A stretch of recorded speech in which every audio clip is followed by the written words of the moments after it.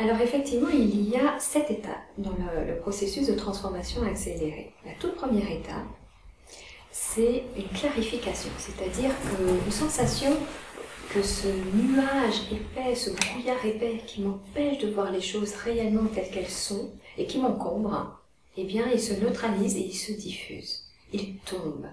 Et j'ai une sensation de clarté, d'avoir une vision beaucoup plus claire de la réalité, de ce qui se passe en moi et autour de moi. La deuxième étape, c'est une étape où je vais prendre du recul.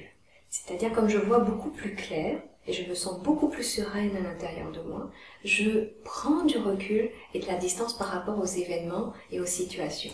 Par exemple, il y a un conflit qui se déclare au travail, plutôt que d'être dedans et d'être une partie prenante ou d'émettre un avis ou une critique, eh bien je ne vais même plus avoir envie. Je vais tout simplement prendre de la distance et ne plus rentrer dedans.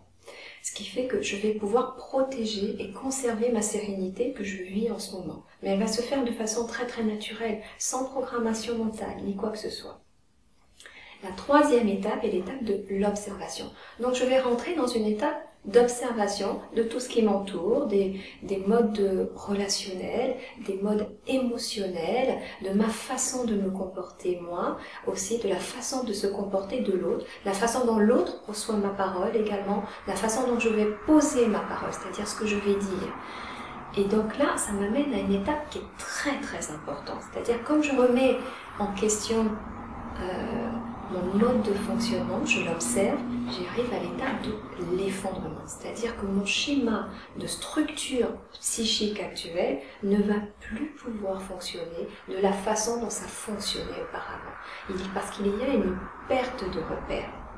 Alors c'est vrai que c'est une étape qui n'est pas très évidente à vivre, puisque je change de repère, je change de paradigme, je change intérieurement. Il faut s'imaginer que ce sont différentes parties de moi qui se replacent, qui se réalignent, et donc j'ai une sensation de plus trop savoir où je suis, qu'est-ce que je fais, mais elle est nécessaire. Et rassurez-vous, c'est une étape où je suis constamment présente, je reste en lien, c'est pour ça que je parle d'un processus, parce que c'est un processus extrêmement contenant, qui est doux et rassurant. La cinquième étape, là je réémerge, c'est la renaissance, c'est le renouveau, je revis, mais sous une autre forme, avec d'autres parties de moi, placées différemment, avec d'autres repères. De nouveaux schémas vont se construire en moi, des schémas beaucoup plus épanouissants, des schémas beaucoup plus ouvrants pour moi et pour ma relation avec l'autre. La sixième étape, c'est l'étape de l'alchimie transformatrice. Parce que non seulement j'ai une nouvelle vision de moi et du monde qui m'entoure, mais aussi je me construis en tant que nouvel être, en tant que qui je suis, qui va m'amener à rayonner. C'est la septième étape.